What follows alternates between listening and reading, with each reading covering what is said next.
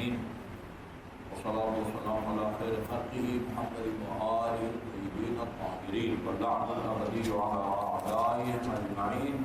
أما بعد فقال الله الحكيم بسم الله الرحمن الرحيم لا تركنوا إلى الذين ظلموا فتمسكوا النار. یہ ایک امام جعفر صادق علیہ السلام اس میں امام علیہ السلام نے اپنے دور کے جو حکمران تھے غالب حکمران ان کے مقابلے میں اپنی پالیسی کا جو ٹھوک الفاظ میں اعلان کیا ہے. یہ پالیسی امیر المومنین سے لے کر باقی تمام ائمہ معصومین علیہ السلام کی ہے.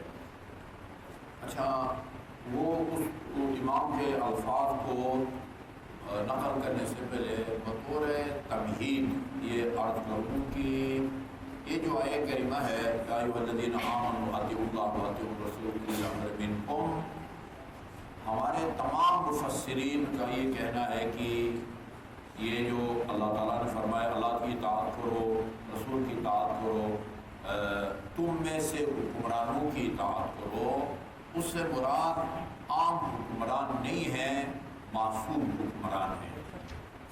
فخر الدین الرازی جیسا بندہ بھی وہ بھی مانتا ہے کہ یہ جو آیہ کریمہ ہے اس کا لب و لہجہ جس میں غیر مشروط طور پر حکمران کی اطاعت کو حکم دیا گیا ہے، یعنی حکمران جو کہے اس کی بات مانو، حکمران جو کہے اس کی بات مانو. اچھا ہر حکمران وہ ایسی بات تو نہیں کرتا کہ شرعاً اس کی اطاعت جائز ہو. حکمران کہتا فلاں بے گناہ کا جا کے سر قلم کرو، اس کی اطاعت واجب ہو جائے گی؟ نہیں. وہ کہتے ہیں ابھی اس بات ہمیں نہیں جاتا، کہتے ہیں اس آیہ کریمے کا لب و لہجہ یہ بتاتا ہے کہ ہر حکمران کی اطاعت کا حکم نہیں دے رہا اللہ تعالیٰ، ان حکمرانوں کی اطاعت کا حکم دے رہا ہے جو معصوم خطا ہو. لیکن کیا کریں، امت کی مجبوری تھی، رسول خدا کے بعد کوئی معصوم امت کو ملا نہیں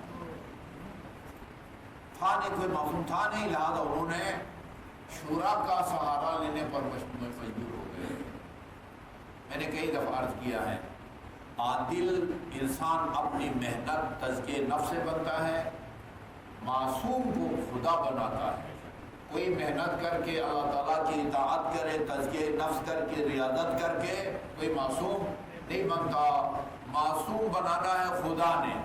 خدا کہتا ہے ان حکمرانوں کی اطاعت کرو جو معصوم الخطا ہو، پھر کسی کو معصوم پیدا نہ کرے. یہ آپ کی شایا نشان نہیں ہے، ٹھیک ہے جی. ہاں معصوم کی.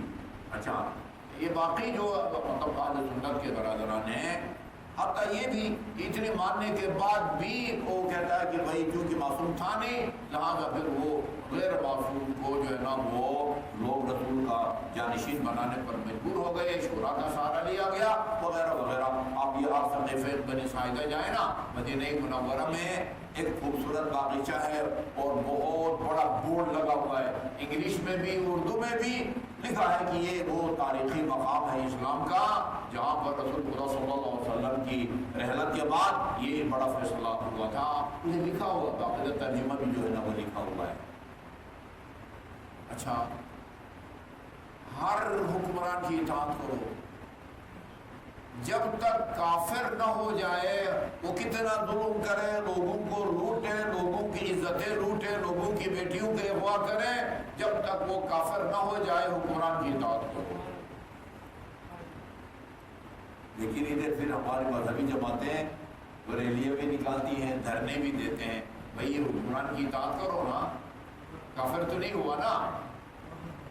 زید عامر بکر کسی پارٹی سے ہمارے کوئی جو ہے نا وہ دلچسپی نہیں ہے. وہ جتنے بھی حکمرانوں کے خلاف جو ہے نا وہ احتجاجات کیے گئے ہیں، MMA کی طرف سے، فلاں کی طرف سے، فلاں کی طرف سے، یہ آیہ کریمہ کی مخالفت کیوں کرتے ہو؟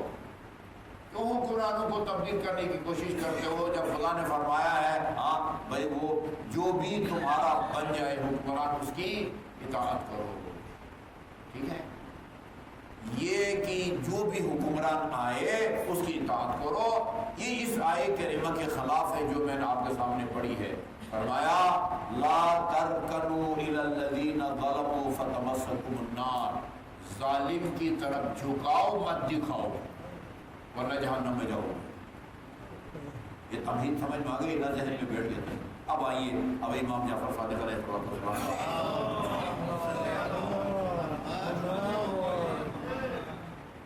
اچھا جی، منصور دیوانقی نے امام علیہ السلام کو خط لکھا، بلا کے یہ جو ہے نا آرڈر نہیں دیا یا مطالبہ نہیں کیا، خط لکھا. قال كتب المنصور الى جعفر بن محمد علیہ السلام. منصور دیوانقی نے امام جعفر صادق علیہ السلام کو خط لکھا. عجیب امام کا کلام ہے نا. امام کا کلام کلاموں کا امام ہوتا ہے.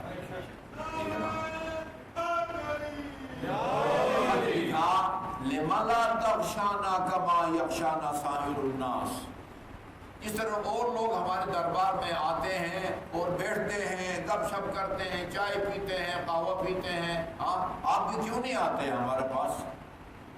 ٹھیک ہے، ہمارے محافل کا ہمارے بیٹوں کی زینت بنے، کیوں نہیں آتے آپ؟ اس کا مطلب یہ ہے کہ امام نہیں جاتے تھے اس کے پاس، جھکاؤ نہیں دکھاتے تھے، جھکاؤ نہیں دکھا چیز آئے اس کے دربار میں جا کے ہاں وہ خوش آمدی کریں، حضور آپ کا یہ اقدام بھی ماشاءاللہ ملک و ملت کے مفاد میں ہے، یہ بھی ملک ملت کے مفاد میں ہے. لما لا تخشانا کما یخشانا سائر الناس ہے. کیوں؟ جس طرح اور لوگ ہمارے پاس آتے ہیں آپ ہمارے پاس نہیں آتے.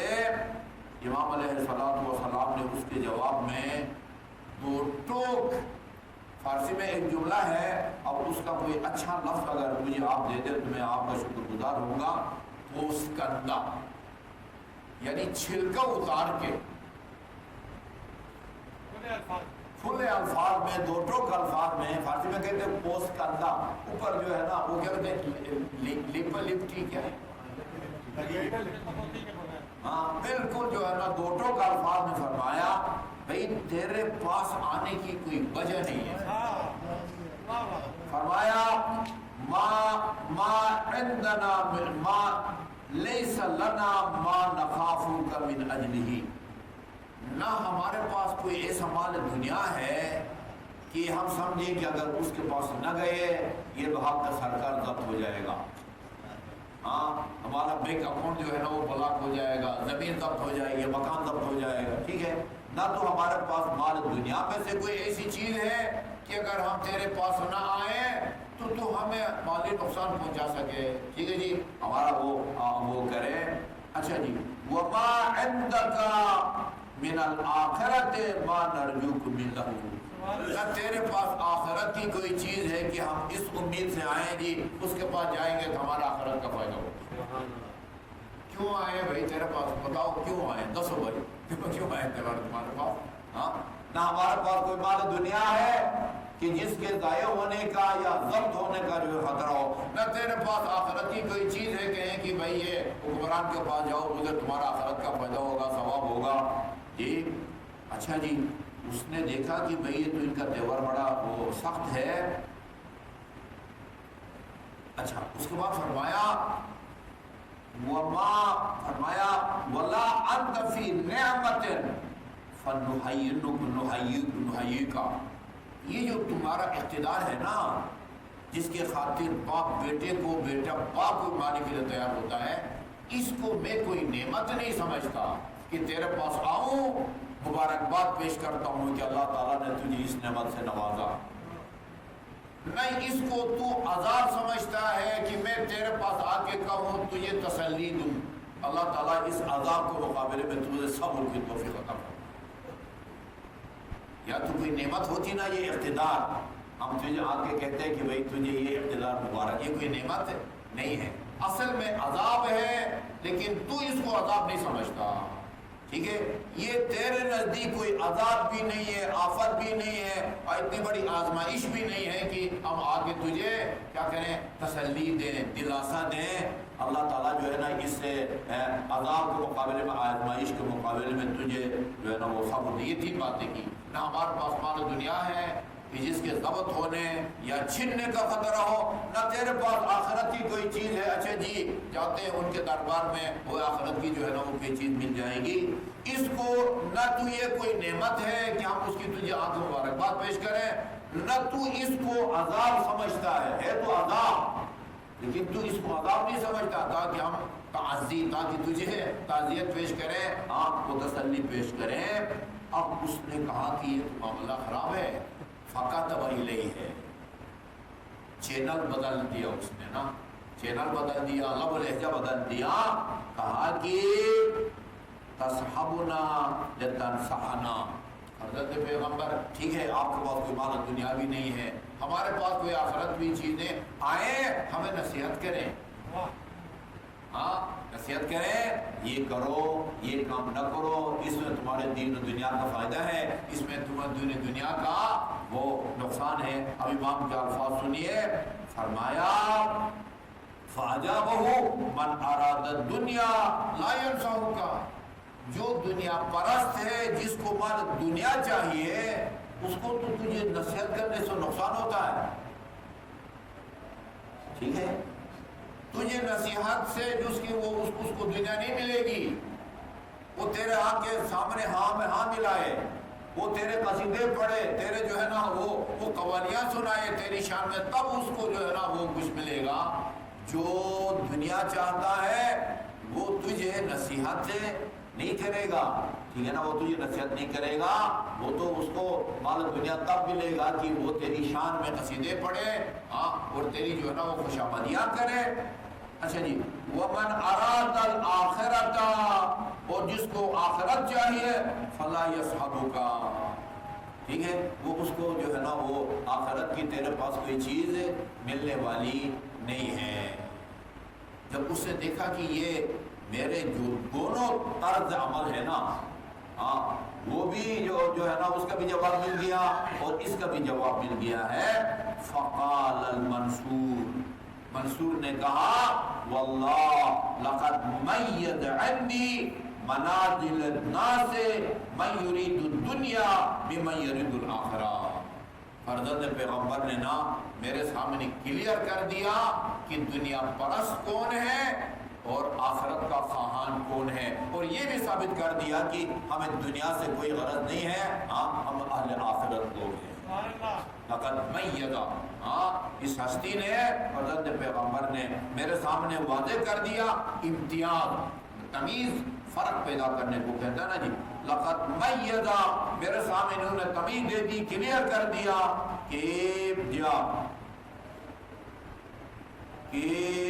یہ آخری جملہ ہے، یا لوگوں کا مقام و منزلت کلیئر کر دیا کہ کون دنیا پرست ہے اور کون آخرت کا خواہاں ہے، اور یہ بھی ثابت کر دیا کہ ہم کو اس دنیا سے کوئی مطلب نہیں ہے، ہم کو آخرت چاہیے، تلک الدار الآخرہ نجعلها للذین لا یریدون فی الارض علوا ولا فسادا، آخرت کی کامیابی اس کو نصیب ہوگی جو دنیا میں اپنی بڑائی کا یا فساد پھیلانے کا ارادہ تک نہیں کرتا۔ اور میں نے پڑھا ہے امام موسیٰ کاظم علیہ السلام قرآن کی تلاوت کے دوران اس آیت کو پڑھتے تھے، آپ کی آنکھوں سے آنسو جاری ہوتے تھے۔ اللہ تعالی ہمیں ائمہ معصومین کی ان پالیسیوں کو سمجھنے اور ان پر عمل کرنے کی توفیق عطا فرمائے۔